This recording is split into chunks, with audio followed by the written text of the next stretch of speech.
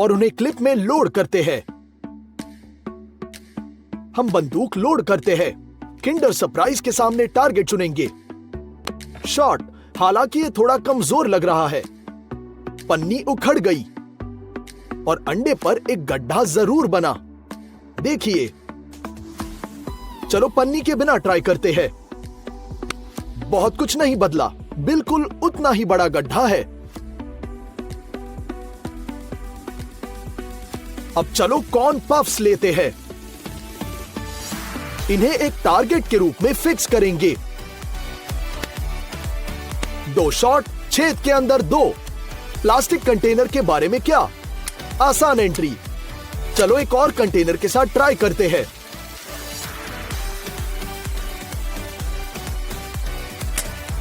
बंदूक मुश्किल से इसमें एक दरार बनाने में कामयाब रही, पर गड्ढा बन चुका है। चलो बिजनेस कार्ड में छेद करेंगे। कोई दिक्कत नहीं, ये देखिए, आसान।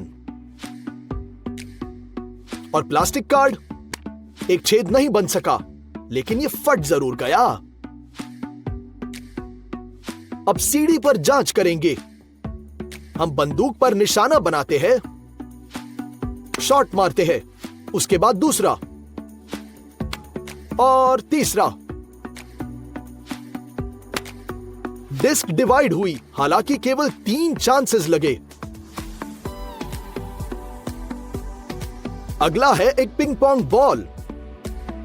हम इसे एक मेटल होल्डर में जकड़ते हैं और बंदूक को लोड करेंगे। 2 शॉट्स और वो होल्डर से फिसल गया। जाहिर है ये जितना लगता है उससे कई ज्यादा मजबूत है, और अगर हम इसकी जगह पर अखरोट डालें तो हम बारीकी से गोली मारेंगे और तुरंत शेल के माध्यम से टूट जाता है। शेल फट गया है। आपको नट्स छीलने का हमारा यह तरीका कैसे लगा? अब हमें एक काइनेटिक क्ले की जरूरत है। हम इसमें से एक छोटे स्टाइल का टॉवर बनाते हैं।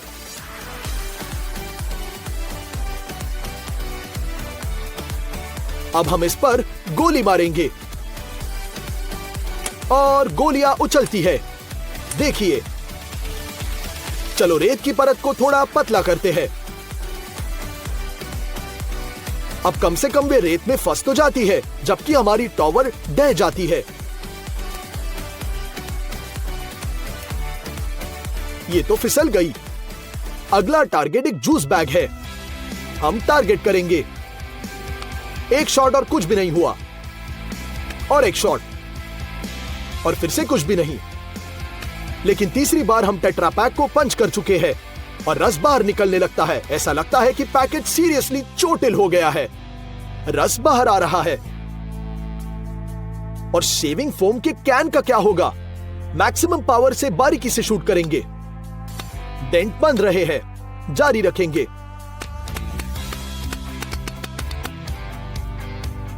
हमने एक पूरी क्लिप निकाल दी, लेकिन छोटे डेंट के अलावा कुछ नहीं। यह एक बड़ा टारगेट लेने का समय है। चलो एक स्टंप पर तरबूज लगाते हैं। शूटिंग शुरू। गोलियां छिलके में प्रवेश करती है, उसमें फंस भी जाती है। हमें शूटिंग करते रहने की जरूरत है। ऐसा लगता है कि पल्प दिखाई देने लगा है। आइए अटके हुए छर्रों को हटाते हैं, और लगता है कि हम सच में छिलके को तोड़ने में कामयाब हुए। इसमें से रस बाहर निकल रहा है। यह करने के लिए बहुत सारे शॉट्स लगे।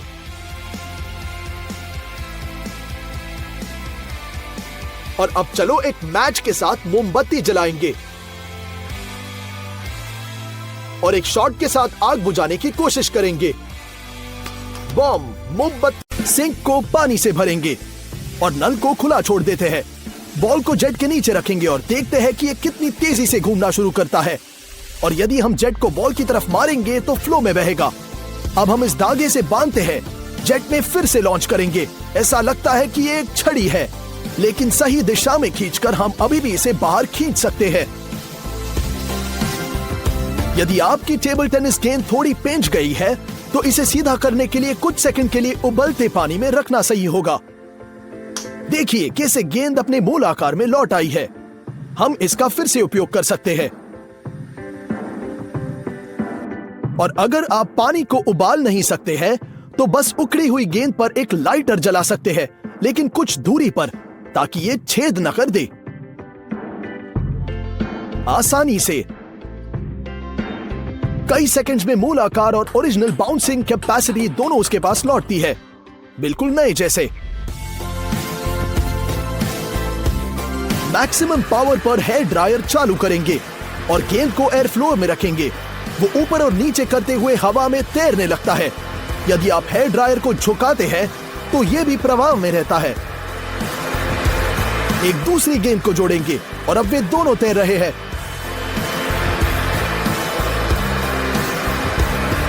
अब इनके ऊपर एक पेपर रोल को रखेंगे और वे अचानक इसके माध्यम से उड़ जाएंगे। चलो फिर से देखते हैं। और ये मैक्सिमम डिस्टेंस है जिस पर गेंद अभी भी धारा में रहेगी, उड़ रही है। आइए सबसे साधारण कॉकटेल ट्यूब लेंगे, इसे समकोण पर मोड़ेंगे और इसे अपने होठों के खिलाफ झोंकेंगे और अंदर से जोर से हवा फूंकना शुरू करते हैं और दूसरी छोर पर गेंद रखेंगे। देखिए कितने तेजी से घूम रहा है। टाइम केवल आपके लंग कैपेसिटी पर निर्भर करती है। और अब यही ट्रिक करेंगे, बल्कि फनल के साथ। हम इसमें गेंद को रखते हैं, गेंद घूमने लगती है। भले ही लंबे समय तक न हो, ये जितना दिखता है उससे कहीं ज्यादा कठिन है। गिर गया। लेकिन अगर आप सिर्फ हेयर ड्रायर पर इस तरह से फेनल चिपकाते हैं तो बहुत आसानी से ये ट्रिक हो सकती है। देखिए ये डिवाइस कितना सक्षम है। गेंद को दूर मत छोड़िएगा, इसे जितना संभव हो उतना करीब रखें और ये अविश्वसनीय गति से घूमना शुरू कर देता है ना अमेजिंग?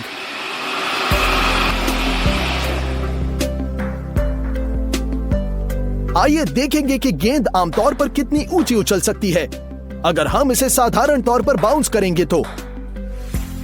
बढ़िया, लेकिन निश्चित रूप से हम और बेहतर कर सकते हैं। बेशक हम कर सकते हैं। गिलास में पानी लेंगे, इसमें बहुत कुछ नहीं होना चाहिए, बस गेंद को सेंटर में रखने के लिए थोड़ी जगह। सेंटर में रख दिया। अब हम गिलास फेंकते हैं और गेंद सचमुच छत में छलांग लगाती है। चलो फिर से करते हैं। बस पावर को देखो। यदि ये छत नहीं होता तो पता नहीं कि गेंद कितनी दूर उठ जाती। स्लो मोशन में, है ना अमेजिंग? क्या आपने कभी पिंग पोंग बॉल को आग लगाई है? आइए इस प्रोसेस की तुलना जलते पेपर से करेंगे। वाओ, ये शक्तिशाली आग है। जलती अग्नि ने चंद क्षणों में गेंद को राख कर दिया। गेंद कागज की तुलना में बहुत तेजी से जलती है।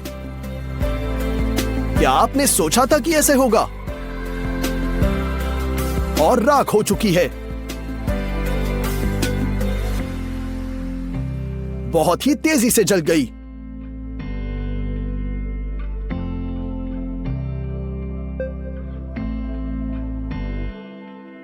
अब हम बॉल लेंगे और इसे छोटे टुकड़ों में काटने के लिए कैंची का उपयोग करेंगे।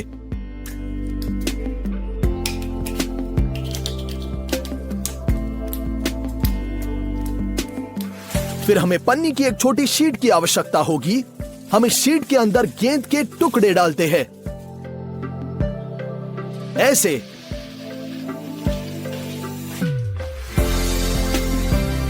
और अब हम इसे कैंडी की तरह लपेटेंगे।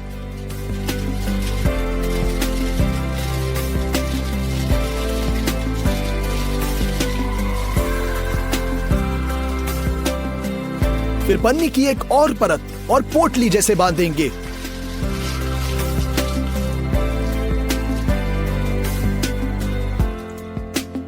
आइए अपनी पोटली को एक खाली एक्वेरियम में रखते हैं और आग लगाते हैं। धीरे धीरे पन्नी को गर्म करना शुरू करेंगे।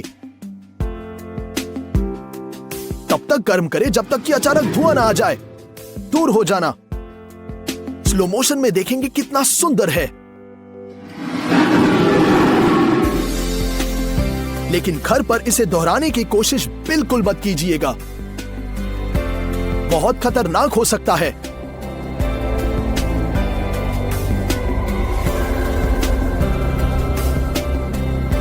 हाँ, ऐसे लग रहा है जैसे कि एक्वेरियम में वास्तविक फ्लेम थ्रोइंग ड्रैगन आ गया है। हालांकि कभी कभी आपको आग के फ्लेम के बजाय स्मोक